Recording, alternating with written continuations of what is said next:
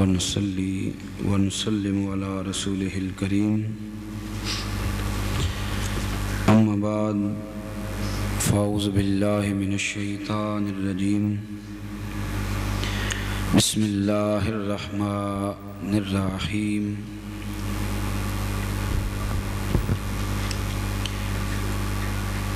ومن تاب وعمل صالحا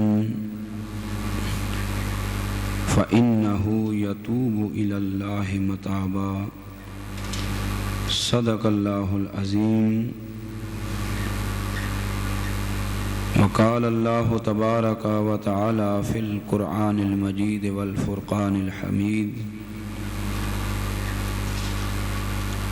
في مقام آخر وتوبوا إلى الله جميعا أيها المؤمنين لعلكم تفلحون صدق الله العظيم وصدق رسوله النبي الكريم الأمين إن الله وملائكته يصلون على النبي يا أيها الذين آمنوا صلوا عليه وسلموا تسليما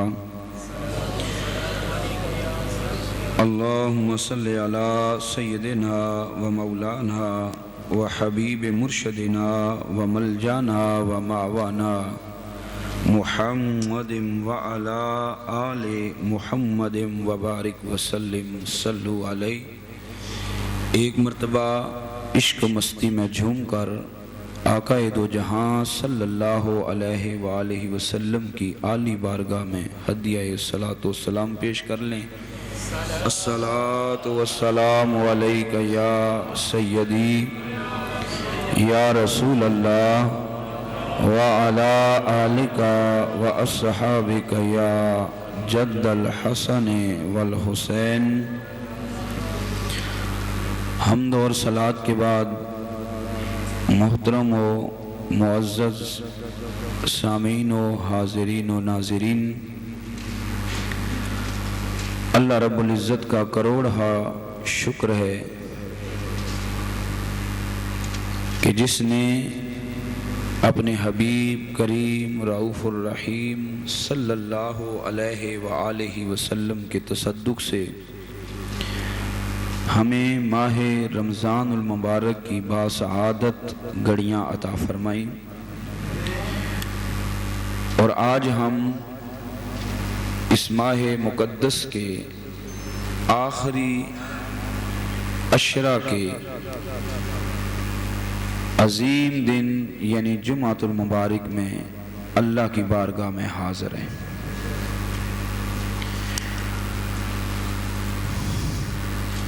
اور آج میری گفتگو کا عنوان ہے توبہ کیا ہے اور توبہ کرنے والوں کا مقام کیا ہے۔ مالک المولا کی بارگاہ میں دعا ہے کہ نالین مصطفیٰ کی مقدس دھول کا صدقہ مجھ فقیر کو حق بیان کرنے کی توفیق عطا فرمائے۔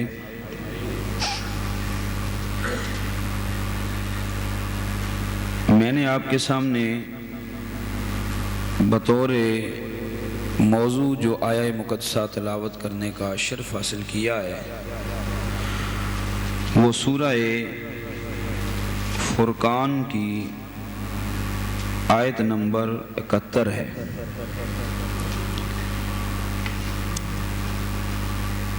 اللہ رب العزت فرماتا ہے وَمَن تَابَ وَعَمِلَ صَالِحًا، اور جس نے توبہ کی اور عمل صالح کیا فَإِنَّهُ يَتُوبُ إِلَى اللَّهِ مَتَابًا، تو اس نے اللہ رب العزت کی طرف اس طرح رجوع کیا جس طرح اس کی طرف رجوع کرنے کا حق ہے۔ اللہ پاک نے بہت بڑا جملہ فرمایا ہے کہ بندے نے گناہ کیا پھر توبہ کی، اور اس کا توبہ کرنا یہ ایسا عمل ہے کہ اس نے توبہ کی گویا کہ توبہ کرنے کا حق ادا کر دیا ہے۔ دوسری آیہ مبارکہ سورہ نور میں اللہ رب العزت ارشاد فرماتا ہے، اس میں تمام مومنین کو خطاب ہے کہ جتنے بھی میرے بندے ہیں وہ سارے کے سارے میرے حضور توبہ کریں۔ توبہ ہر انسان پہ واجب ہے، اس لیے یہ انتہائی اہم موضوع ہے اور آپ کی توجہ کا طالب ہوں۔ اللہ فرماتا ہے وَتُوبُوا إِلَى اللَّهِ جَمِيعًا أَيُّهَا الْمُؤْمِنُونَ، اے مومنوں اللہ کے حضور سب کے سب توبہ کیا کرو۔ آگے وجہ کی کہ توبہ کیوں کریں، وجہ بیان فرمائی، فرمایا لَعَلَّكُمْ تُفْلِحُونَ، توبہ اس لیے کرو کہ تم کامیاب ہو جاؤ۔ توبہ کا صلہ یہ بیان فرمایا کہ جو توبہ کرتا ہے وہ کامیاب ہو جاتا ہے۔ اسی طرح اللہ رب العزت سورہ فرقان کی آیت نمبر 70 میں ارشاد فرماتا ہے إِلَّا مَنْ تَابَ وَآمَنَ وَعَمِلَ عَمَلًا صَالِحًا، جو شخص توبہ کرتا ہے اور ایمان لے آتا ہے اور ایمان لانے کے بعد عمل صالح کرتا ہے فَأُولَئِكَ يُبَدِّلُ اللَّهُ سَيِّئَاتِهِمْ حَسَنَاتٍ، ایمان لایا، ایمان لانے کے بعد اچھے نیک اعمال کیے تو جو اس کی برائیاں ہیں، برے عمل ہیں، ان سارے برے اعمال کو اللہ معاف کر تو اس کے نامہ اعمال میں نیکیاں لکھ دیتا ہے، یعنی برے اعمال کو بھی اچھے عملوں میں بدل دیتا ہے۔ یہ توبہ کا صلہ ہے۔ پھر فرمایا وَكَانَ اللَّهُ غَفُورٌ رَحِيمًا، اور وہ اللہ تو بڑا ہی بخشنے والا اور رحم فرمانے والا ہے۔ اس طرح قرآن مجید میں کئی آیات ایسی ہیں جس میں اللہ رب العزت نے اپنے بندے کو توبہ کرنے کا حکم دیا اور معاف کرنے کی یقین دہانی فرمائی ہے۔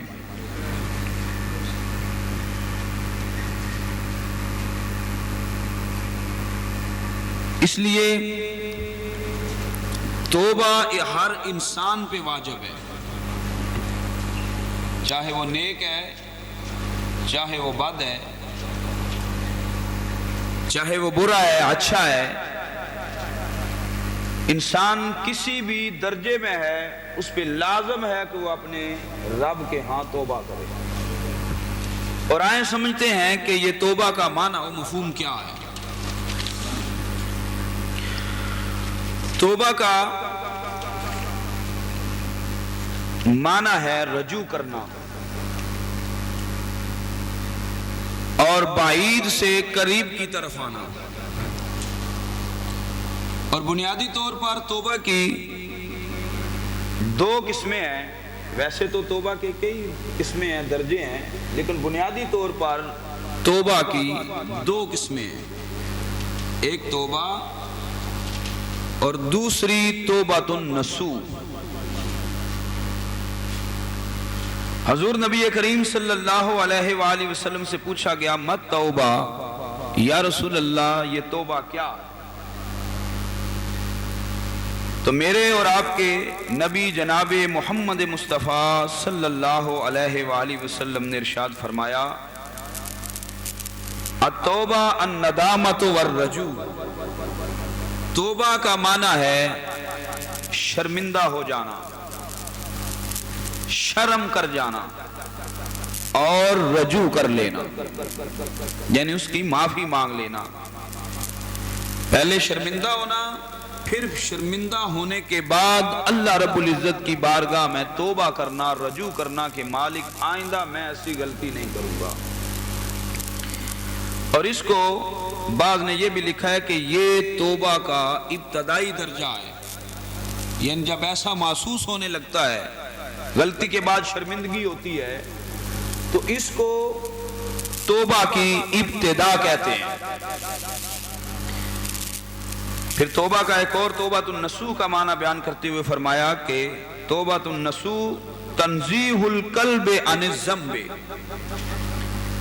توبۃ النصوح کا معنی یہ ہے کہ ظاہری اعضاء تو ایک طرف بلکہ دل بھی گناہوں سے خالی ہو جائے، گناہ کا خیال بھی نہ آئے، تو اس کو توبۃ النصوح کہتے ہیں۔ اور فرماتے ہیں کہ یہ توبہ کی انتہا ہے۔ توبہ کی ابتدا ہے کہ اعضاء توبہ کر جائیں، اعضاء سے بھی غلطی نہ ہو، اور توبہ کی انتہا یہ ہے کہ کسی غلط فوش اور برائی کا خیال دل میں بھی نہ آئے، یہ توبہ کی انتہا ہے۔ اسی پر اللہ رب العزت نے فرمایا تمام مومنین کو مخاطب کر کے، مسلمین تو اور ہے، انسانیت اور چیز ہے، مسلمان ہو رہے ہیں، مومنین کو اللہ رب العزت ارشاد فرماتا ہے توبو الی اللہ جمیعا ایھا المومنون، اے ایمان والو اللہ کے حضور توبہ کیا کرو۔ ایمان والوں کو خطاب ہے جو ایمان لا چکے ہیں۔ پتہ یہ چلا کہ ایمان والوں سے بھی غلطی اور گناہ ہو جاتا ہے، یہ میں نہیں، اللہ فرما رہا ہے کہ ایمان والو تم بھی اللہ کے حضور توبہ کیا کرو۔ اور جب اس سے یہ بات واضح ہو گئی کہ گناہ اور غلطی اور خطا یہ انسان سے ہو جاتی ہے، گناہ بھی ہو جاتا ہے، مومنین سے بھی غلطی اور خطا ہو جاتی ہے، اور غلطی اور خطا اور گناہ کا ہو جانا یہ کوئی انسان کو تباہ اور برباد کرنے والی شے نہیں ہے۔ تو جو چاہوں گا غلطی، گناہ اور خطا کا سرزد ہو جانا یہ کوئی انسان کو تباہ برباد کرنے والی شے نہیں ہے، بلکہ غلطی کر کے اس پہ ڈٹے رہنا اور اس مالک المولا کی بارگاہ میں توبہ نہ کرنا یہ تباہی کا باعث ہے۔ انشاءاللہ آگے میں وضاحت سے بیان کروں گا، یہ ہلاکت اور یہ تباہی اور بربادی ہے۔ اسی لیے اللہ رب العزت نے فرما دیا کہ اے مومنو، یعنی تم نے غلطی کی بھی پھر بھی تم مومن ہی ہو۔ ابھی میں آگے انشاءاللہ واقعات کی صورت میں بیان کروں گا۔ ہم تو ایک عجیب سچویشن میں کسی سے غلطی ہو جاتی ہے تو اس پہ برس پڑتے ہیں، ایمان کی نفی کر دیتے ہیں، پتہ نہیں کیا کیا کر دیتے ہیں۔ دیکھو اللہ کیا فرماتا ہے، ایمان والو اللہ کے حضور توبہ کرو، اس لیے کہ لعلکم تفلحون، تاکہ تم فلاح پا جاؤ، کامیاب ہو جاؤ۔ یعنی غلطی اور گناہ پر ڈٹے نہ رہو، غلطی ہو جائے، کر لی، ہو گئی تو اللہ کے حضور توبہ کرو، معافی مانگو، اور تم معافی مانگو گے اللہ رب العزت تمہارے گناہوں کو مٹا دے گا۔ اور کیسے مٹا دے گا؟ حدیث پاک میں آتا ہے کہ حضور نبی کریم صلی اللہ علیہ وآلہ وسلم نے ارشاد فرمایا کہ جب انسان غلطی اور گناہ کرتا ہے اور اس کے بعد وہ اللہ رب العزت کے ہاں توبہ کر لیتا ہے تو گویا وہ ایسے ہو جاتا ہے کہ جیسے اس نے گناہ کیے ہی نہیں ہے۔ توبہ کر لے اور توبہ کے بعد اس کا مقام اللہ کی بارگاہ میں یہ ہو جاتا ہے کہ گویا کہ اس نے گناہ کیا ہی نہیں ہے۔ ترمذی شریف میں آقا دو جہاں صلی اللہ علیہ وآلہ وسلم ارشاد فرماتے ہیں کہ کلو بنی آدم خطاؤن، کہ تمام بنی نوع انسان خطا کار ہیں، وخیر الخطائین، اور خطا کاروں میں سے بہترین اور اعلیٰ وہ لوگ ہیں التائبون، جو اللہ کے ہاں توبہ کر لیتے ہیں۔ حضور نبی کریم اسے بہترین فرما رہے ہیں کہ گناہ کرنے والوں میں سے بہترین تر وہ ہے جو گناہ کرنے کے بعد اس سے توبہ کرتا ہے، اس پہ شرمندہ ہو جاتا ہے۔ اسی لیے میرے مسلمان بھائیوں، انسان دیکھیں، چار چیزوں سے انسان سے غلطی اور خطا کا ہو جانا، یہ انسان کی خمیر میں اللہ نے رکھا ہے۔ انسان کو اللہ رب العزت نے چار چیزوں سے تخلیق فرمایا ہے: آگ، پانی، ہوا اور مٹی۔ جس طرح اللہ تعالیٰ نے انسان کو چار چیزوں سے بنایا ہے، اسی طرح اللہ تعالیٰ نے انسان کے اس تیار شدہ خمیر میں بھی چار قسم کی عادتیں رکھی ہیں، چار خصلتیں اس کے مادے میں رکھی ہیں۔ تو وہ علماء کرام فرماتے ہیں، مجتہدین فرماتے ہیں، اولیاء فرماتے ہیں کہ انسان پر جو پہلی خصلت ہے وہ حرص، شہوت اور فسق و فجور کی ہے۔ حرص، لالچ، فسق و فجور، اور یہ خصلت اللہ رب العزت نے انسان پر جو غالب کی ہے، یہ چوپایوں کی خصلت ہے۔ یہ جو چار پائے جانور ہیں ان کی یہ خصلت ہے، حرص، شہوت۔ شہوت کا مطلب ہے بے حیائی، انہیں کسی کا کوئی شرم و حیا خیال نہیں۔ جیسے آپ چوپائے دیکھیں جانور، انہیں کسی بات کا کوئی ہوش نہیں کہ ہم پردے میں ہیں، ہم اور یہاں ہیں، کوئی انہیں شعور تک نہیں ہے۔ تو یہ بھی انسان کے اندر جذبہ رکھا، اور یہ جذبہ جب انسان بچہ ہوتا ہے تو اسے یہ کوئی شعور نہیں ہوتا کہ میں ننگا ہوں، میں کس حال میں ہوں۔ اور حرص اس کے اندر آتی ہے، اسے نہیں پتا کہ یہ جائز ہے، ناجائز ہے، یہ نفع والی ہے، نقصان والی ہے۔ کوئی چیز سامنے آ جائے تو اس پہ حرص کرتا ہے، لالچ کرتا ہے۔ تو فرمایا چوپایوں والی صفت یہ انسان پہ غالب ہے، اور وہ انسان کی عمر بچپن کی عمر ہے۔ دوسری صفت فرمایا کہ جب انسان جوان ہوتا ہے تو اس کی ایک خمیر میں یہ مادہ ہے کہ اسے بات بات پہ غصہ آتا ہے، حسد کرتا ہے، بغض کرتا ہے، دشمنی کرنے لگ جاتا ہے۔ اب جو جوان ہے وہ ان جوانیوں کو اپنی جوانی میں جھانک کے دیکھیں، جو گزار کے آئے ہیں وہ بھی دیکھیں۔ غصہ آتا ہے، بغض ہے، حسد ہے، عداوت ہے، بات بات پہ چڑھتے ہیں۔ تو فرمایا اللہ تعالیٰ نے انسان پر یہ درندوں والی صفت رکھی ہے کہ درندے کا بھی یہ کام ہوتا ہے کہ وہ چیرتا ہے، پھاڑتا ہے، اپنی طاقت پہ ناز کرتا ہے۔ تیسری خصلت جو انسان کے اندر رکھی ہے، فرمایا کہ وہ شیطانی خصلت ہے، اور وہ ہے مکر، فریب، عیاری، دھوکہ بازی۔ کہ جب وہ انسان جوان ہوتا ہے، شباب پہ شباب ہوتا ہے، یعنی وہ کڑیل پر جوانی میں ہوتا ہے، تو پھر جب وہ دوسرے پہ غلبہ چاہتا ہے، اپنے من میں کوئی خواہش آتی ہے تو اسے پورا کرنے کے لیے وہ عیاری کرتا ہے، دھوکہ دیتا ہے، ظلم و استبداد پہ اٹھاتا ہے۔ تو فرمایا کہ یہ دھوکہ بازی، جائز ناجائز کی تمیز ختم ہو جانا، یہ شیطانی غلبہ ہے جو انسان پہ غالب آ جاتا ہے۔ اور جب اس ذریعے وہ غالب آ جاتا ہے، اپنا مقصد حاصل کر لیتا ہے، تو پھر کسی بھی انداز میں جب حاصل کر لیتا ہے تو فرمایا کہ پھر چوتھی خصلت اس پہ غالب آنا شروع ہوتی ہے، اور وہ رحمانی صفت،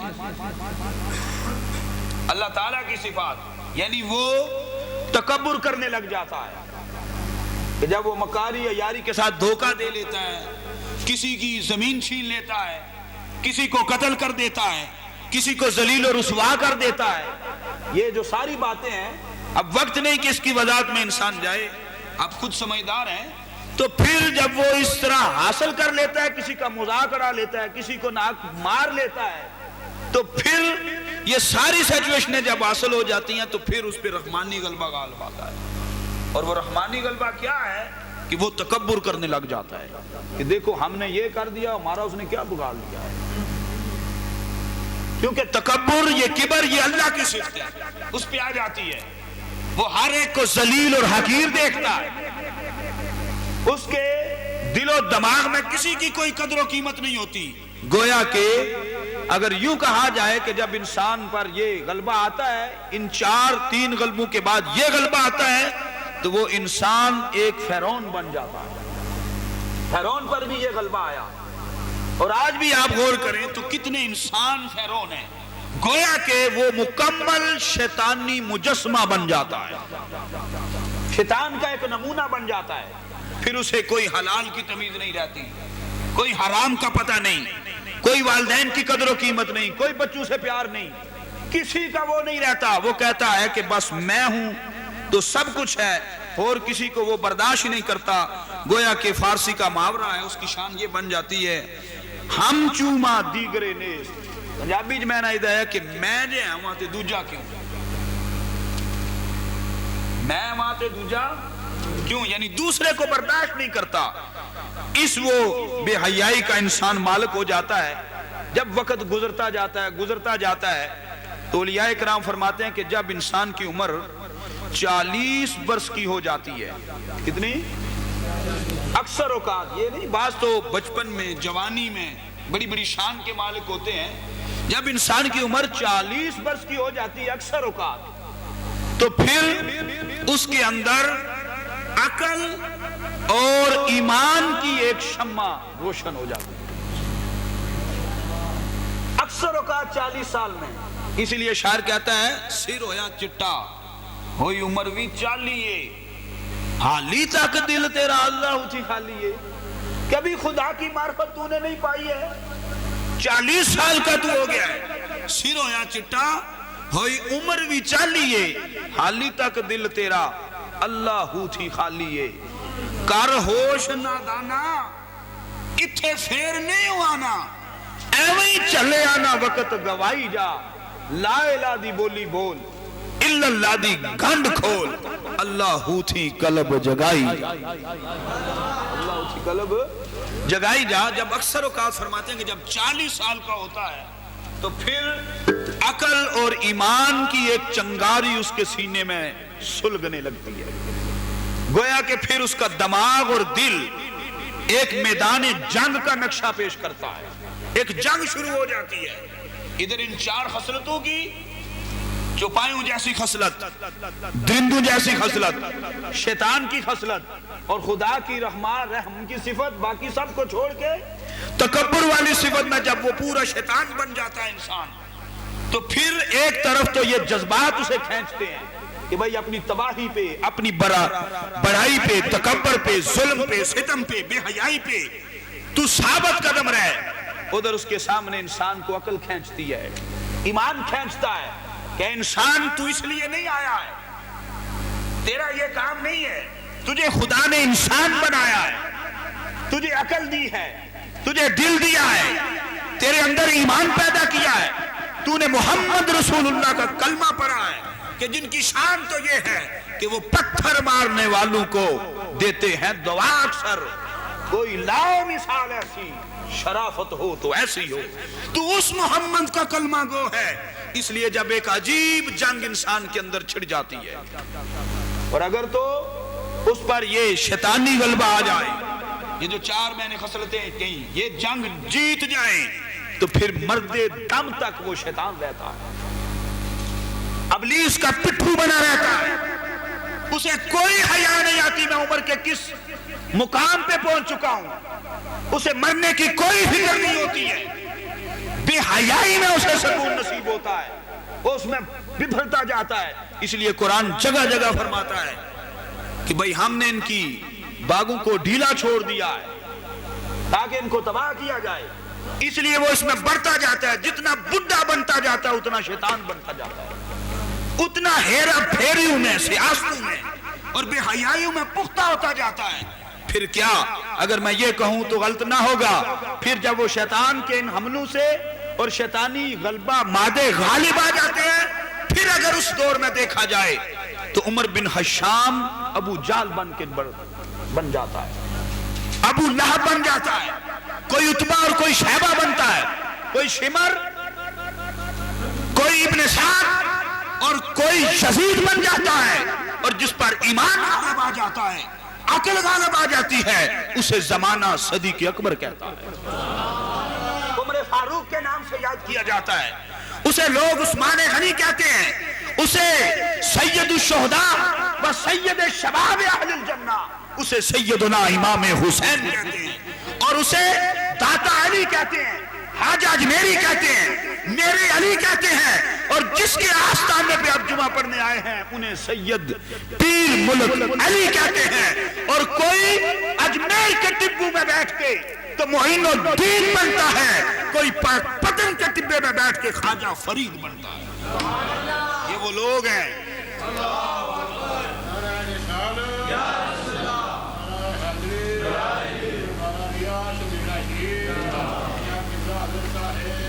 اس لیے مسلمانوں یہ ایک عجیب جنگ چھڑ جاتی ہے، وقت ضائع نہ کرو۔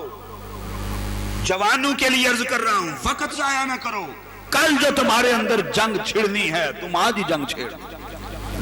آج یہ وقت آ چکا ہے، اور اللہ رب العزت نے سال میں تجھے یہ دن عطا فرمایا ہے، اور مجھ فقیر کی زبانی اپنا بیان تجھے سنوایا ہے کہ کل تو نے جنگ چھیڑنی ہے، تو آج جنگ چھیڑ۔ کل جو تو نے اس میدان کا شاہ سوار بننا ہے، تو آج ہی شاہ سوار بن جا، اور اس میدان کا بے تاج بادشاہ بن کے چمک جا، تاکہ پھر شان تیری یہ ہوگی کہ حضور نبی کریم فرماتے ہیں کل محشر کا دن ہوگا، انبیاء کی صف لگ جائے گی، اور اس انبیاء کی صف میں کچھ لوگ ویسے بھی کھڑے ہوں گے جو نبی نہ ہوں گے۔ لوگ انہیں آنکھیں پھاڑ پھاڑ کے دیکھیں گے کہ یہ کون لوگ ہیں؟ یہ تو ابراہیم ہیں، یہ موسیٰ ہیں، یہ عیسیٰ ہیں، یہ اسماعیل ہیں، یہ داؤد ہیں، لیکن یہ جو ان میں بیٹھے کھڑے ہیں یہ کون ہیں؟ تو پھر حیات غیبی سے ندا آئے گی، ارے ان کو اس حسرت بری نگاہ سے نہ دیکھو، یہ وہ لوگ ہیں جنہوں نے جوانی میں توبہ کی ہے اور میرے بتائے ہوئے راستے پہ چلے ہیں، مصطفیٰ کی شریعت کی پاسداری کی ہے۔ آج میں نے ان کو انبیاء کا درجہ عطا فرما دیا۔ اس لیے کل جو تو نے رونا ہے، کل جو تو نے رونا ہے، کل جو تیری جنگ چھڑنی ہے، تو آج ہی چھڑ، کیونکہ تجھے نہیں پتا، نہ مجھے پتا ہے، نہ کسی کو پتا ہے کہ شاید کل نصیب ہو بھی یا نہ ہو، کل نصیب ہو بھی یا نہ ہو۔ آج یہ جوہر پیدا کر لے، یہ توبہ والا جوہر پیدا کر، اور ان سب کو ٹھوکر مار دے۔ اس لیے میرے دوستو جو اس شان سے چلتے ہیں پھر ان کا مقام یہ ہو جاتا ہے، ان کی شان اللہ کی بارگاہ میں یہ ہو جاتی ہے۔ اس لیے میرے دوستو اولیاء اکرام فرماتے ہیں کہ توبہ کے پھر آگے 3 درجے ہیں، 3 قسم کی توبہ ہے۔ ایک ہے توبہ، دوسرا ہے انابت، اور تیسرا درجہ ہے اوبا۔ توبہ کیا ہے؟ فرماتے ہیں کہ توبہ یہ ہے کہ انسان اپنے جو اس نے گناہ کیے ہیں، برے اعمال کیے ہیں، ان پہ نادم ہو جائے، شرمندہ ہو جائے، اسے ان گناہوں سے حیا آنے لگ جائے، اور اس حیا کی وجہ سے اس کے دل میں ایک خوف پیدا ہو جائے، اور اس خوف کی وجہ سے وہ اللہ سے ڈرنے لگے اور یہ کہے مالک و مولا میرے پچھلے معاف کر دے، آئندہ میں گناہ نہیں کروں گا۔ تو فرماتے ہیں کہ یہ مومنین کی توبہ ہے۔ لیکن کی توبہ ہے؟ ایک بہت بڑی غلطی کا ازالہ بھی کر رہا ہوں، توجہ چاہوں گا جو اہل علم لوگ بیٹھے ہیں۔ یہ کن کی توبہ ہے؟ مومنین کی جو توبہ ہے اس کو توبہ کہتے ہیں۔ اللہ سے ڈر جانا، گناہوں پہ نادم ہونا، آئندہ گناہ نہ کرنے کا اللہ سے وعدہ کرنا، یہ مومنین کی توبہ ہے۔ دوسری قسم ہے انابت، اور یہ اس لیے کہ اس سے مراد ان لوگوں کی توبہ ہے کہ جو اللہ کے عذاب سے ڈرتے ہیں اور جنت کے حصول کے لیے نیک کام کرتے ہیں۔ سمجھ رہے ہیں؟ اللہ سے اس لیے ڈرتے ہیں اور نیک عمل کرتے ہیں کہ اللہ ہمیں جنت میں داخل فرمائے، اللہ رب العزت کی ذات پاک ہم پہ راضی رہے، یعنی وہ ہر وقت ہر لمحہ اللہ کے احکام پر بالکل تیار رہتا ہے، سستی کا مظاہرہ نہیں کرتا۔ جیسے نماز کا وقت ہو جائے تو وہ یہ نہیں کہتا مجھے ابھی نیند آئی ہے میں پہلے نیند پوری کر لوں، روزے کا وقت آ گئے وہ کڑی الجوان ہو اور وہ یہ نہ کہے اب تو گرمیوں کے روزے آ گئے ہم سردیوں میں رکھ لیں گے۔ اگر کہیں دین اسلام کو اس کے مال کی ضرورت پڑ گئی ہے تو وہ مال پانی کی طرح بہائے، اور اگر دین کو اس کی جان کی ضرورت پڑ گئی ہے تو وہ ایک لمحہ بھی نہ گزارے، اپنی جان جان افنی کے سپرد کر دے، یعنی دین اور شریعت کے کاموں پہ مستعد رہے، نہ جنت کے لالچ میں نیک عمل کرے، جنت اور دوزخ کے حصول کے لیے، بلکہ وہ اللہ رب العزت کی رضا کے لیے کرے۔ فرمایا کہ یہ اولیاء اور صلحاء کی توبہ ہے، اس کو کہتے ہیں انابت۔ اور فرمایا تیسرا درجہ جو ہے وہ توبہ کا اوبا ہے۔ کیا ہے تیسرا درجہ؟ سر نہ ہلائیں نہ زبان ہلائیں، کیا اوبا؟ کیا ہے اوبا؟ فرمایا کہ یہ انبیاء کی توبہ ہے۔ عقیدہ سمجھو یہاں اس نقطے پر، فرمایا یہ کس کی توبہ ہے؟ انبیاء کی توبہ ہے۔ اب وہ دوسرا فرقہ اس نقطے پہ آ کے گمراہ ہو جاتا ہے، کہتا ہے دیکھو نبیوں نے بھی تو توبہ کی، اور توبہ تو غلطی پہ ہوتی ہے، حالانکہ ان کی یہ بات غلط ہے۔ اولیاء کی بھی توبہ ہے، مومنین کی بھی توبہ ہے، اور انبیاء کی بھی توبہ ہے، اور انبیاء کی توبہ کو اوبا کہتے ہیں، اور کہتے ہیں یہ ان لوگوں کی توبہ ہے جن سے کبھی گناہ نہیں ہوتا، نہ غلطی کرتے ہیں نہ غلطی ہوتی ہے، ان کے اندر احتمال ہی نہیں ہوتا ہے کہ وہ غلطی کریں گے، لیکن اس کے باوجود رب ذوالجلال کو راضی کرنے کے لیے ان کا اٹھنا بیٹھنا نیک ہوتا ہے، ان کا چلنا پھرنا شریعت ہوتی ہے، سنت بنتی ہے۔ انہیں ابراہیم کہتے ہیں، اسماعیل کہتے ہیں، مختصر کروں تو انہیں محمد رسول اللہ کہتے ہیں۔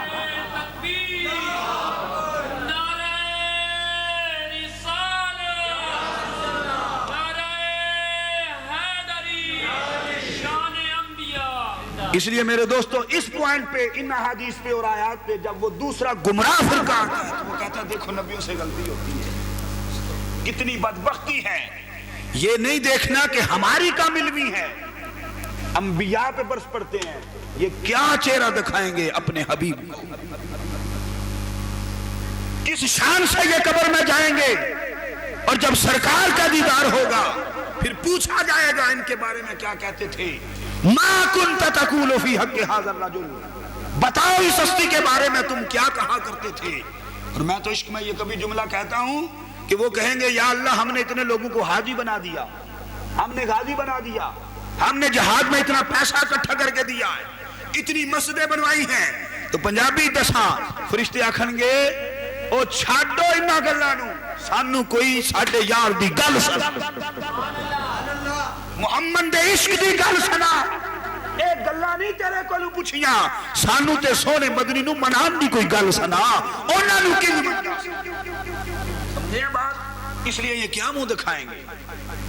قبر میں جب جائیں گے ہر نقطے پہ اللہ رب العزت خود ارشاد فرماتا ہے، حضور کی شبابت فرماتا ہے نعم العبد انہو اواب، اللہ فرماتا ہے کہ کتنا اچھا ہے میرا یہ بندہ، حضور کے بارے میں فرما رہا ہے کتنی شان کا مالک ہے میرا یہ بندہ، کہ بے شک وہ توبہ اور انابت نہیں اوبا کی شان سے مزین ہے، ان سے غلطی نہیں ہوتی لیکن پھر بھی اللہ رب العزت کی بارگاہ میں عاجزی کرتی ہے۔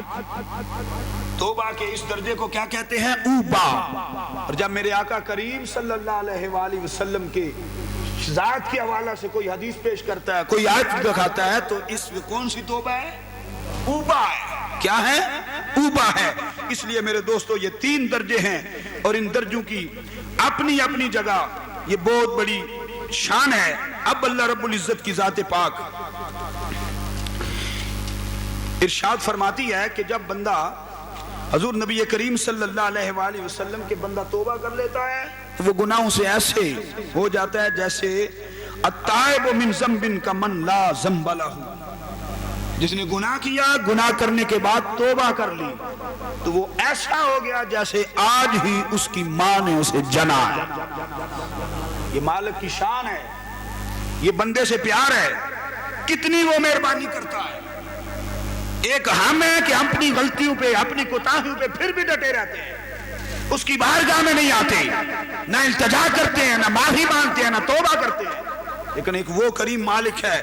اللہ رب العزت سورہ مائدہ میں آیت نمبر 39 پہ فرماتا ہے فَمَنْ تَابَ مِنْ بَعْدِ ظُلْمِهِ، بس وہ شخص جس نے ظلم کرنے کے بعد توبہ کی، ظلم کرنے کے بعد توبہ کی، وَأَصْلَحَ، اور آئندہ اپنی اصلاح کرنا، آئندہ اپنی اصلاح کرنی، فَإِنَّ اللَّهَ يَتُوبُ عَلَيْهِ. قابل توجہ ہے میرے مالک کا یہ فرمان. اللہ رب العزت فرماتا ہے کہ جب اس نے توبہ کر لی اور اصلاح کر لی تو پھر کیا ہوا؟ اللہ کی ذات بھی اس کی طرف توبہ کرتی ہے. فَإِنَّ اللَّهَ يَتُوبُ عَلَيْهِ، اللہ کی ذات اس کی طرف توبہ کرتی ہے. جنریٹر چلا لو نا، کہہ دے بس لائے. اللہ کی ذات اس کی طرف توبہ کرتی ہے. اب بندے کا توبہ کرنا تو مسلمانوں سمجھ آتا ہے، اللہ کی توبہ کیا ہے؟ بندہ تو خدا کی بارگاہ میں توبہ کرے، خدا کی طرف توبہ کرے تو عقل میں بات آتی ہے، پر خدا بندے کے لیے توبہ کرے تو اس کی سمجھ نہیں آتی. تو سمجھے، میں نے ابتدا میں بیان کیا کہ توبہ کا معنی ہے رجوع کرنا، یعنی بندہ خدا کی طرف رجوع کرتا ہے، عاجزی سے گڑ گڑا کر دعا مانگتا ہے، استغفار کرتا ہے، توبہ کرتا ہے، معافی مانگتا ہے، اور اللہ اپنے بندے کی طرف توبہ کرتا ہے، رجوع کرتا ہے، اپنی مہربانیوں سے رجوع کرتا ہے، اپنی شفقتوں کا انبار لگا دیتا ہے، اپنی شان غفاریت کا اظہار کر دیتا ہے. لیکن دوسری طرف ہم ہیں کہ ہم پھر بھی اس کی بارگاہ میں نہیں جاتے، غلطیاں کرتے ہیں، گناہ کرتے ہیں. بھلا میں اور آپ اگر سوچیں تو ہمارے تو ہر لمحے پہ گناہ ہے، غلطی ہے، ظاہر نہیں تو باطن گناہگار ہے. ہاتھ سے نہیں کرتے تو آنکھ سے کر لیتے ہیں، آنکھ سے نہیں کرتے تو کان سے کر لیتے ہیں، کان محفوظ ہے تو زبان گناہ سے لت پت ہے، زبان محفوظ ہے تو ہاتھ، پاؤں. اگر یہ ظاہری جسم گناہوں سے پاک ہے تو بھلا کون کون ہے کہ جس کے دل میں کبھی گناہ کا خیال نہ آیا ہو؟ تو ہمارا دل گناہ کے خیالات سے لبریز پڑا ہے. اس لیے میرے دوستو اگر دیکھیں دنیا اور خدا، یہاں ایک نقطہ سمجھاتا ہوں. اللہ کی ذات حضور نے فرمایا 70 ماؤں سے بڑھ کے اپنے بندے سے پیار کرتا ہے. بندے کی عقل میں نہیں آتا کہ خدا نظر نہیں آتا، کوئی حالات معاملات نہیں، ایسی کوئی بات نہیں. خدا 70 ماؤں سے کیسے پیار زیادہ کرتا ہے؟ ماں تو دیکھو بندے کو پیٹ میں رکھتی ہے، پھر بچے کو دودھ پلاتی ہے، پھر اس کو کھانا کھلاتی ہے، یہ سارے معاملات جو ہے ماں کرتی ہے. کتنے جتن کر کے اسے پالتی ہے، پوستی ہے، اور ماں سے 70 گنا زیادہ پیار خدا کرتا ہے. اس کی سمجھ نہیں آتی. تو میرے دوستو سنیں، میاں محمد بخش نے اس سوال کا جواب دے دیا. اس آیت کی ترجمانی کی، فرمایا کہ فمن تاب من بعد ظلمہ، جس نے ظلم اور گناہ کے بعد توبہ کی، وَأَصْلَحَ، اور پھر نیک ہو گیا، فَإِنَّ اللَّهَ يَتُوبُ عَلَيْهِ، اللہ اس کی طرف بخشش سے، مغفرت سے جب رجوع کرتا ہے تو ان اللہ غفور الرحیم. تو لوگوں دل کے کانوں سے سنیں، وہ اللہ غفار بھی ہے اور رحم کرنے والا رحمان بھی ہے. پھر میاں محمد بخش نے اس کی ترجمانی کی. ہمارے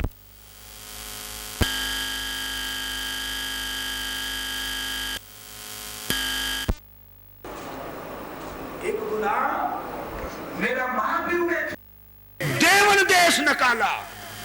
آج آپ اخباریں پڑھتے ہیں، کتنے واقعات اپنی آنکھوں سے دیکھے ہیں کہ والدین کی بات نہ مانی جائے جائیداد سے آگ کر دیتے ہیں. ایک غلطی پر یہ ماں کا پیار ہے، یہ باپ کی محبت اور شفقت کا عالم ہے کہ ایک گناہ میرا ماں پیو ویکھے، دیون دیس نکالا، لاکھ گناہ میرا مالک ویکھے. ایک کہاں ہے اور لاکھ کہاں ہے؟ فرمایا لاکھ گناہ میرا ماں پیو، لاکھ گناہ میرا مالک ویکھے، پر پھر بھی پردے پاون والا. پردے پاون. لوگ کہتے ہیں درباروں پہ نہ جاؤ. ارے درباروں پہ نہ جائیں تو قرآن کیسے سمجھ آئے؟ کتنے آسان پیرائن میں میاں محمد بخش کھڑی کے بابے نے مسئلہ سمجھا دیا ہے. فرمایا کہ لاکھ گناہ میرا مالک ویکھے، پردے پاون والا. پھر بھی وہ ذات کی پاک پردے ڈال دیتی ہے. اسی پر میرے دوستو جو خدا کی بارگاہ میں آ جاتا ہے، اس آیت کی ترجمانی کرتے ہوئے شکریلے کے تاجدار میرے جد امجد پیر سید ملک علی شاہ صاحب نے تشبیہ کے انداز میں ایک انتہائی پیارا نقشہ کھینچا ہے جو دل کو ہلا دینے والا ہے. آپ فرماتے ہیں زواد ضرور حضور منظور کرسن. زواد ضرور حضور یعنی کوئی ایسی بات نہیں، ضرور یہ کام ہوگا. زواد ضرور حضور منظور کرسن، تیری توبہ منظور ایک ساس. خدا کی بارگاہ میں آ کر تو دیکھ، خدا کی بارگاہ میں دم مار کر تو دیکھ. تیرے لبوں سے ہاتھ نکلنے کی دیر ہے، تیرے دل سے ہوک اٹھنے کی دیر ہے، تیری آنکھوں کے بسنے کی دیر ہے. تیری توبہ منظور ایک ساس ہوتے، تیری توبہ منظور ایک ساس ہوتے. آگے تشبیہ دیتے ہیں، فرماتے ہیں حد صبر حسین تے ختم ہو گئی. حد صبر حسین تے ختم ہو گئی. پانی برن ہے ختم عباس ہوتے. جس طرح کوئی بڑے سے بڑا صابر ہوگا، بڑے سے بڑا صابر ہوگا، پر حسین کے صبر کے گرد کو بھی نہیں پا سکتا ہے. یہ فرمایا کہ حد صبر حسین تے ختم ہو گئی، پانی پرن ہے ختم عباس ہوتے. جنہیں ختم پیغمبری نبی ہوتے. کتنی مور ہے کہ تو توبہ کر تو صحیح. یہ تشبیہ دی، مثالیں دی. فرمایا جنہیں ختم پیغمبری، جس طرح یہ پختہ عقیدہ ہے، یہ پختہ بات ہے کہ محمد کریم کے بعد نہ کوئی نبی آیا ہے نہ آئے گا. جس طرح یہ مور ہے، اس طرح تو خدا کی بارگاہ میں گڑ گڑا تو صحیح، اپنے آنسو بہا تو صحیح، اس کی بارگاہ سے بخشش مانگ تو صحیح، تیری توبہ قبول ایک ساس ہوتی. فرمایا جنہیں ختم پیغمبری نبی ہوتے، ہویا ختم قرآن و ناس ہوتے. صحیح علی دے جیا نہیں ملک علی، صحیح علی دے جیا نہیں ملک علی. دتے بچڑے رب دی آس ہوتے، دتے بچڑے رب دی آس ہوتے. فرمایا کہ تو توبہ کر تو صحیح، اللہ کی بارگاہ میں مانگ تو صحیح، اس کی بارگاہ میں آ کر دیکھ تو صحیح، تیری توبہ قبول ہوتی ہے کہ نہیں ہوتی. اللہ کا قرآن کہتا ہے لا تقنطو، اے گناہگارو، خطا کارو، بے حیاؤ، خدا اور مصطفیٰ کے بتائے ہوئی حدیں توڑنے والو، لا تقنطو من رحمت اللہ. اس اللہ کی رحمت کے دروازے ہر دم کھلے ہیں، تو آ تو صحیح، وہ تجھے دروازے سے داخل کر لے. سمجھ آ گئی کہ خدا کو اپنے بندے سے کتنا پیار ہے، کتنی محبت ہے، کتنی الفت ہے، اور خدا کی ذات اپنے بندے کو کس طرح چاہتی ہے. اب میں چند واقعات کی صورت میں اس کی تشریح بیان کرنا چاہتا ہوں. تو جو چاہوں گا حضرت عمر فاروق رضی اللہ تعالیٰ عنہ، جنہیں فاروق اعظم کہتے ہیں، خلیفہ ثانی حضرت عمر فاروق رضی اللہ تعالیٰ عنہ حالت کفر میں ہیں. کس طرح توبہ کرتے ہیں، پھر توبہ کے بعد مقام کیا ملتا ہے. عمر فاروق رضی اللہ تعالیٰ عنہ ننگی تلوار لے کر گھر سے نکلتے ہیں. راستے میں کوئی ملتا ہے اور وہ پوچھتا ہے عمر آج بڑے غصے میں تلوار لے کے جا رہے ہو، کہاں کا ارادہ ہے؟ تو عمر فاروق کہتے ہیں اريد ان اقتل محمد صلی اللہ علیہ وآلہ وسلم. کہتے ہیں کہ میں محمد صلی اللہ علیہ وآلہ وسلم کو قتل کرنے کے ارادے سے جا رہا ہوں. اس نے کہا تو محمد کو تو قتل کر دے گا، صلی اللہ علیہ وآلہ وسلم پہلے اپنے گھر کی خبر تو لے لی. تیرا بھائی تیری بہن اور بہنوئی مسلمان ہو چکے ہیں، اسی محمد کا کلمہ پڑھ چکے ہیں. حضرت عمر فاروق نے وہی سوار تھا نا وہ درندوں والا جو آپ نے سنا پہلے، وہ تلوار لی اور گھر میں داخل ہو گئے اور دیکھا تو بہن اور بہنوئی قرآن کی تلاوت کر رہے ہیں، سورہ طٰہٰ پڑھ رہے ہیں. اور جب اندر داخل ہوئے غصے سے لبریز تھے، درندوں والی صفت غالب تھی، مارنا شروع کر دیا. مارتے رہے مارتے رہے. بہن نے آگے ہو کے بچایا اور بہن کو بھی جب نیچے گرایا تو چہرے پہ چوٹ لگی، خون بہ نکلا. اپنا خون تھا نا، خون نے جوش مارا، خون نکلا. آج تو ہم انسانوں میں ایسی انسانیت ہی نہیں رہی ہے. دور کے دور ہم تو اپنے ہی اپنوں کے دشمن بنے بیٹھے ہیں، اپنے اپنے ہی اپنوں کی جڑیں کاٹ رہے ہیں. ہم میں تو وہ انسانیت کے دور کی بات بھی نہیں رہ گئی ہے. اللہ رب العزت نے قریبیوں کے بڑے حق رکھے ہیں. کبھی حدیث سے رابطہ قائم کرو, کبھی قرآن پڑھو کہ قریبیوں کے حق کتنے ہیں. ہم ان حق کو کاٹ رہے ہیں. ہم اپنے قریبیوں کے حق کاٹتے رہیں گے تو کل رب ذوالجلال کو کیا منہ دکھائیں گے. ہم نمازیں تو پڑھتے رہے, روزے تو رکھتے رہے, ہم نیک اعمال تو کرتے رہے, پر حقوق العباد کو ہم نے جوتے کی نوک پہ بھی نہیں رکھا ہے.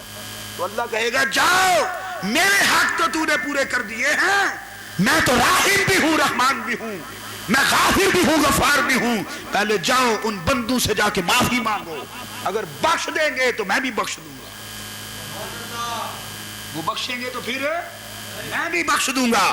اس لیے میرے دوستو, ہمارا خون نے اپنا تھا, جوش مارا, پیار آ گیا, محبت آ گئی.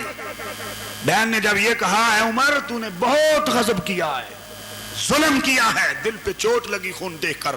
کہا اچھا بتاؤ جو تم پڑھ رہے تھے میں بھی پڑھوں, دکھاؤ تو صحیح وہ کس کا کلام ہے, وہ کیا ہے. ایمان یہاں سمجھو مسلمانوں, ایمان ہم نے تو ایمان یہ بنایا ہوا ہے, کبھی ادھر کبھی ادھر. ہماری تو چال دھوبی کے کتے کی چال ہے. دھوبی کا کتا نہ گھر کا نہ گھاٹ کا, جدھر ہوا دیکھی ادھر ہو گئے. دیکھو ایمان کس قدر راسخ تھا. وہ تو شکر کرتے کہ یہ پڑھنے کو تیار ہے. کہا نہیں نہیں عمر, میرے رب کا یہ کلام ہے, یہ میرے نبی محمد پہ اترا ہے, اس کو جس نے پڑھنا ہے اس کا وجود پاک ہونا چاہیے. جاؤ جا کے وضو کرو, غسل کرو, وضو کرو, پھر آؤ قرآن پڑھو. جب یہ سچویشن عمر فاروق پہ نصیب ہو گئی, یہ کیفیت طاری ہو گئی, جب قرآن پڑھا اور قرآن کی آیات پڑھی تو دل میں محمد کریم کی محبت آ گئی.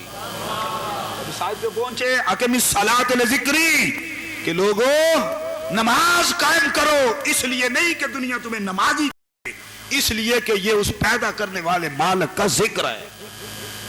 جب یہ آیت پڑھی دل کی دنیا بدل گئی. ننگی تلوار لی, بارگاہ مصطفیٰ میں جا کے حاضر ہو گئے.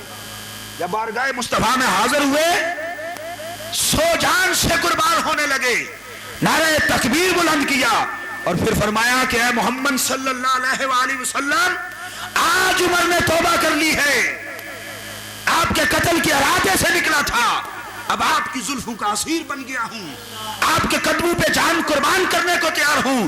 یا رسول اللہ, آج خدا کی و توحید کی تبلیغ یہ دار ارکن میں نہیں ہوگی, آج یہ خدا کے گھر میں ہوگی.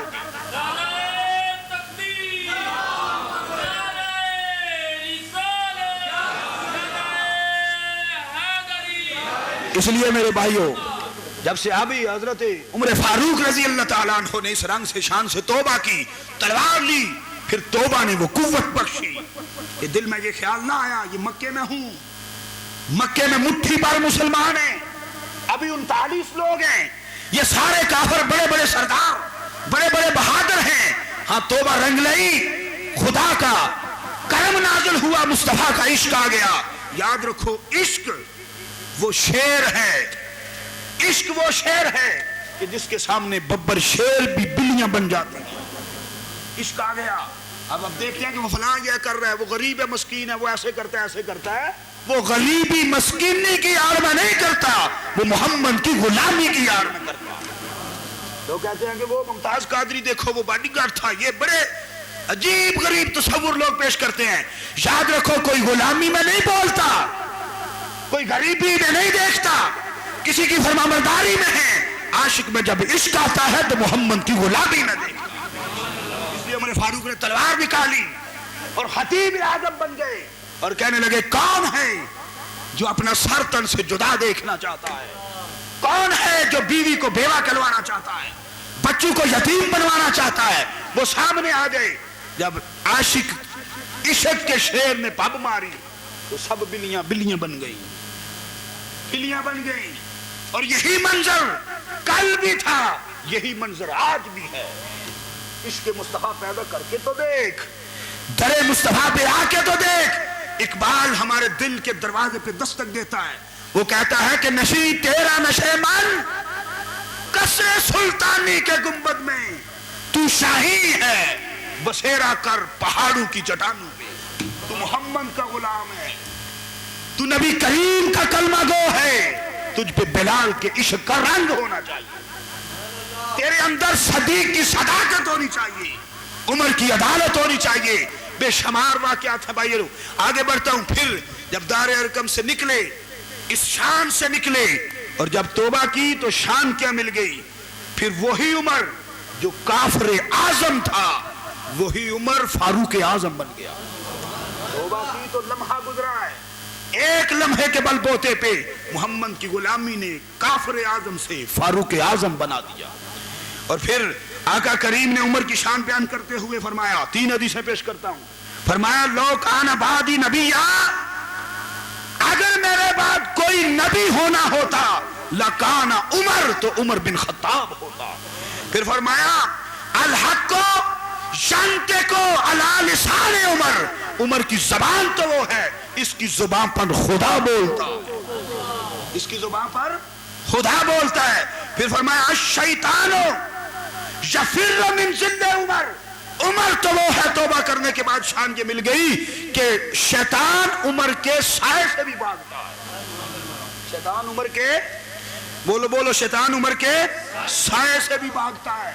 توبہ کرنے کی دیر تھی، محمد کی غلامی میں آئے، دل قربان کر دیا، یہ شان نصیب ہو گئی۔ پتا چلا توبہ کیا ہے، توبہ کرنے والوں کی شان کیا ہے۔ ایک صحابی رسول ہے، ان کا نام ہے کعب بن اخبار انصاری رضی اللہ تعالیٰ عنہ۔ غزوہ تبوک میں انہوں نے سامان لیا، جہاد کا سامان لیا، تیاری کر لی۔ پھر جب اپنی فصلوں کو دیکھنے گئے، جب کہیں لوگ جاتے ہیں تو پھر اپنا مال و ثواب دیکھتے ہیں، صحابی رسول نے، حضرت کعب نے بھی دیکھا، فصلیں تیار تھیں، گرمی کا موسم تھا، کھجوروں کے سائے، وہ ٹھنڈی ہوائیں، وہ سارے سلسلے، اور کہاں جنگ کی وہ صعوبتیں اور تکلیفیں۔ اس رنگ سے جب انہوں نے یہ حالات و معاملات دیکھے تو حضرت کعب رضی اللہ تعالیٰ عنہ کے دل میں یہ خیال آیا کہ چلو اس جنگ میں شریک نہیں ہوتا، پیچھے رہ گئے۔ میرے آقا کریم صلی اللہ علیہ وآلہ وسلم وہاں گئے، جنگ ہوئی، سرکار کو فتح نصیب ہو گئی۔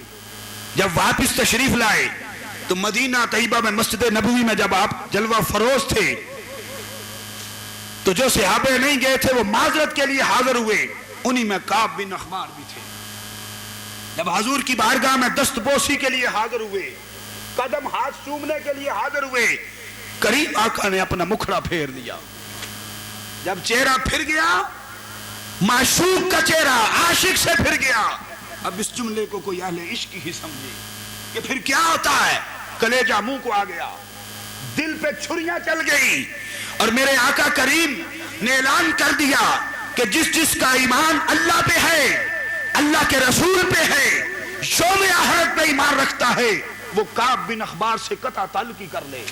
اب گھر والوں نے، بیوی نے بھی ناراضگی کر لی، بچے بھی ناراض ہو گئے، نماز مسجد میں پڑھنے آتے، سلام کرتے تو صحابہ میں سے کوئی جواب نہ دیتا، ایک کونے میں بیٹھ کے روتے رہتے۔ 10 دن گزر گئے، 20 دن گزر گئے، جب 40 دن ہوئے تو شاہ غسان کے بادشاہ کو خبر پہنچی کہ کعب بن اخبار محمد کریم کا ایک مجاہد ہے اور حضور اس سے ناراض ہو گئے ہیں۔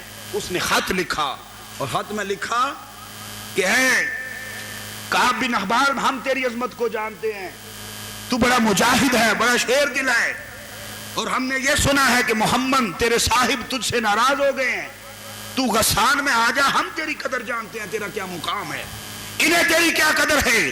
جب یہ لفظ پڑھے تو کعب بن اخبار کا کلیجہ منہ کو آ گیا، چیخیں مار کے رونے لگے اور فرمانے لگے یا اللہ اب سنیوں کی دا سنو، اور کہنے لگے یا رسول اللہ، خط پڑھ رہے ہیں، حضور موجود نہیں ہیں، کہتے ہیں یا رسول اللہ پہلے تو آپ ناراض تھے، صحابہ ناراض تھے، اب تو دشمنوں کو بھی میری بے وفائی پہ فخر ہونے لگا ہے، وہ مجھے اپنی طرف بلانے لگے ہیں، مجھے بے وفا سمجھنے لگے ہیں، یا رسول اللہ یہ کعب بار تو سکتا ہے لیکن آپ سے بے وفائی نہیں کر سکتا ہے، یہ اس کافر اور مردود کی بارگاہ میں نہیں جا سکتا، یا رسول اللہ کرم کیجئے۔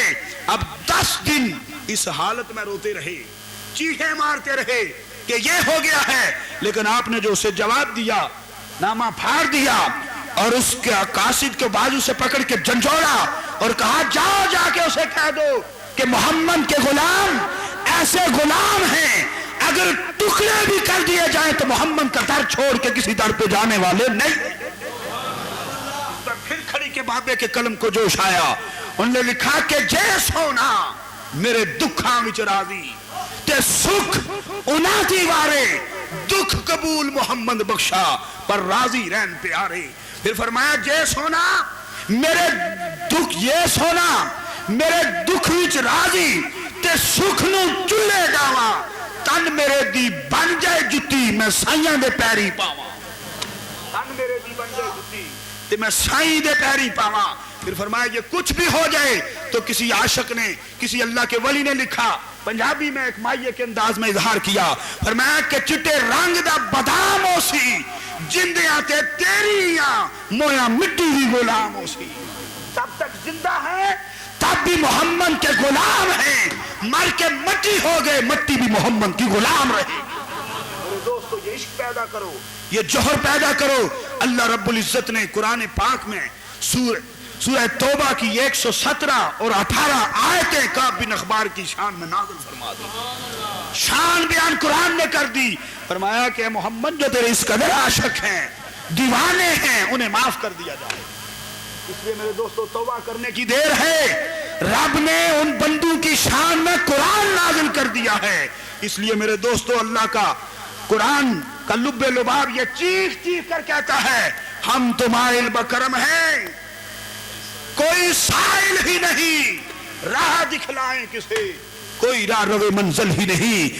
اللہ کے یہ دنوں رات اور یہ لیل و نہار, یہ شب و روز اور ماہ مقدس کا ایک ایک دن اور اس دن کا آخری عشاء کا ایک ایک لمحہ چیخ چیخ کر کہتا ہے کہ اے میرے بندو مجھ سے مانگو تو صحیح, میں تمہیں دیتا ہوں. رزق مانگو تو رزق دیتا ہوں, عزت مانگو تو عزت دیتا ہوں, ایمان مانگو تو ایمان دیتا ہوں, قرب مانگو تو قرب دیتا ہوں. تو مانگتا جا میں تجھے عطا کرتا جاتا ہوں. ایک ہم ہی ہٹ درم ہیں کہ ہم نے اس کی بارگاہ میں پناہ نہ لی.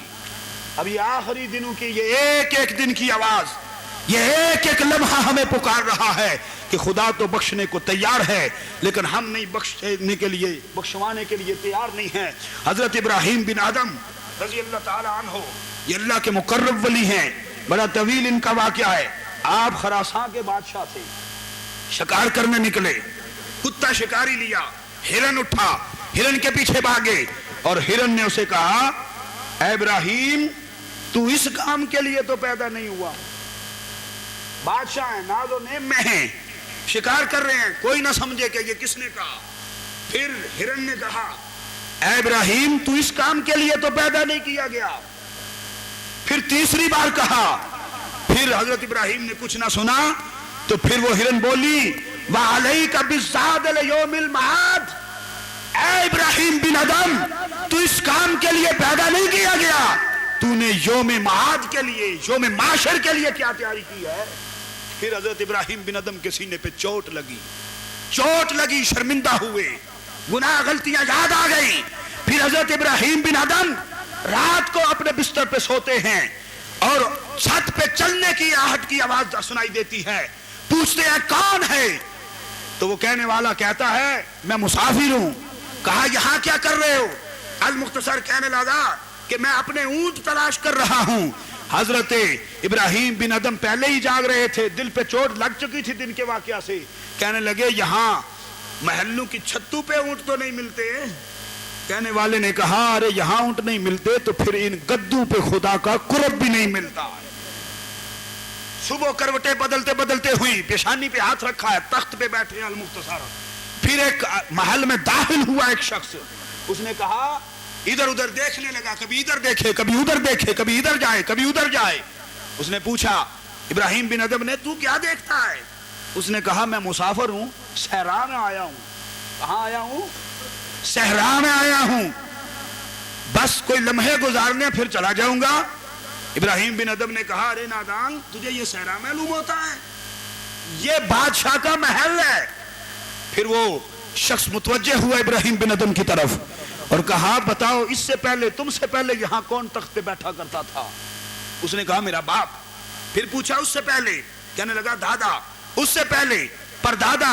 جب شجرہ ختم ہو گیا، نام یاد نہ رہے، بولتی بند ہو گئی، پھر حضرت ابراہیم بن ادم کو اس نے کہا ارے جو آنے جانے کی جگہ ہو وہ صحرائی تو ہوتا ہے. وہ کیا ہوتا ہے؟ صحرا ہوتا ہے. پھر میاں محمد کی قلم نے حرکت کی اور پنجاب کے پنجابیوں کو کہا کہ درباروں کو نہ چھوڑنا، تجھے در خدا بھی ملے گا، تجھے در مصطفیٰ بھی ملے گا. کہنے لگے لوگوں یہ ہوک ہے میاں محمد کی، لوگوں دنیا مسافر ہانا، ایک آوے کبھی بادشاہ بن کے کبھی ذلیل بن کے، ایک آوے ایک جاوے کدی مجال محمد بخشا اتھے پکے ڈیرے لاوے. میں کوئی یہاں رہنے کے لیے نہیں آیا ہے. یہ چوٹ لگی پھر جبہ پھاڑ دیا، دستار اتار دی، پھر جنگلوں ویرانوں میں چلے گئے، صحراؤں میں توبہ کرتے پھرتے رہے. پھر میرے دوستو ایک جگہ شام کے دریا پہ ڈیرا ڈال لیا. جب وہاں ڈیرا ڈالا تو اس شام کے بادشاہ کو خبر ہوئی کہ خراسان کا بادشاہ آیا بیٹھا ہے اور اس کی عجیب سیچویشن ہے، وہ پاگل ہو گیا ہے. آپ وہاں اپنی سوئی سے گدری سی رہے تھے، ٹانکے لگا رہے ہیں. جب انہوں نے پوچھا ارے تو خراسان کا بادشاہ ہے، تیری شاید تھی یہ کیا مجنون والا حال بنا رکھا ہے؟ انہوں نے کہا تجھے نہیں پتا آج میں ایک اور بادشاہی میں ہوں. اس نے کہا پھٹے تیرے کپڑے ہیں، کھانے کو ٹکر نہیں ہے، اور کیا بادشاہی ہے؟ اس نے کہا اتنی دیر میں ابراہیم بن ادم جو سیرے تھے مکمل ہو گیا، آپ نے اپنی سوئی دریا میں پھینک دی اور شام کے بادشاہ کو کہا بادشاہ اپنی رعایا سپاہیوں کو کہو کہ میری سوئی نکال دیں، میری سوئی نکال دیں. انہوں نے کہا رے تو واقعی مجنون ہے، کبھی سمندر سے سوئی بھی نکلی اور کسی مچھلی نے کبھی واپس کی؟ ابراہیم بن ادم نے کہا دریا کی مچھلیوں اگر تم اللہ کی خاطر اس دریا میں زندگی بسر کر رہی ہو اور یہ دریا اگر اللہ کے حکم سے بہ رہا ہے تو ہے رب ذوالجلال اگر میں تیری رضا کی خاطر اپنی زندگی کے دن گزار رہا ہوں تو میری سوئی کو واپس کر دیا جائے. کہتے ہیں ایک مچھلی سطح سمندر پہ سطح آب پہ آئی، اس نے سوئی باہر پھینک دی اور پھر شام کے بادشاہ کو کہا میں نے نہیں کہا تھا، پہلے تو ایک شاہی تھی، میرے اللہ نے شاہی کو قربان کرنے کے بدلے بحر و بر کی شاہی عطا فرما دی. اس لیے میرے دوستو بندہ توبہ کرے تو صحیح، خدا کی بارگاہ میں آئے تو صحیح، کیا شان بنا دی جاتی ہے. وقت بہت قلیل رہ گیا، دو واقعہ عرض کر کے اجازت چاہتا ہوں. ایک تاریخ میں ولی کا نام ہے، ان کو دنیا کہتی ہے حضرت فضیل بن عیاض. فضیل بن عیاض بڑا نام ہے، جن کا تصوف سے رغب ہے تو وہ اس پہ غور کریں. وہ جانتے ہیں فضیل بن عیاض وہ ایک ڈاکو تھے، راہزن تھے. اس لیے میں نے چن چن کے تقریباً 10 واقعات جمع کیے تھے، لیکن وقت اجازت نہیں دیتا کہ ہر کیٹیگری میں جو ہے اللہ نے اس کے لیے تحفظ پیدا کر رکھا ہے. پر آؤ تو صحیح، ڈاکو تھے، راہزن تھے، چور تھے، ظالم تھے. جب لوٹتے تو کوئی خبر نہ ہوتی کہ اس کجاوے میں کسی کی سہاگن کی چوڑیاں ہوں گی، کسی بہن کی مالا ہوگی، کسی کے جوڑے کے پیسے ہوں گے، کئی یتیموں کا کھانا ہوگا. اس ساری فکر سے آ رہی وہ ڈاکو، وہ ظالم حضرت فضیل بن عیاض ایک لڑکی پہ عاشق ہو گئے. سنو جوانوں، خاتون پہ عاشق ہو گئے. وقت طے ہو گیا، مختصر کرتا ہوں. کہا کہ رات شام کو میں آؤں گا تجھے ملنے کے لیے. وہ اپنے مکان کی چھت پہ آ گئی. فضیل بن عیاض نیچے کھڑا ہے. دیکھتے دیکھتے پوری رات گزر گئی. یہ مجازی شک کا حال ہے. پوری رات گزر گئی. مؤذن نے اذان دی. جب فجر کی اذان ہوئی تو عیاض نے اس سے پوچھا اے میری معشوقہ بتا یہ عشاء کی اذان ہوئی ہے؟ شام کا آیا تھا، فجر کی اذان ہو گئی. کہنے لگا یہ عشاء کی اذان ہے؟ اس نے کہا نہیں نہیں، یہ اذان فجر ہو گئی ہے. جب یہ لفظ سنا کہ فجر کی اذان ہو گئی ہے، دل پہ چوٹ لگی. کیا فضیل بن عیاض کبھی کبھی کیونکہ نماز بھی پڑھ لیا کرتے تھے، اے فضیل بن عیاض اس دنیاوی عشق میں تو نے ساری رات بسر کر دی ہے اور فجر کی اذان ہو گئی، تجھے خبر ہی نہیں ہوئی، پتہ ہی نہیں چلا، پوری رات بیت چکی ہے، پر کبھی اس عشق حقیقی میں بھی آ کے دیکھ۔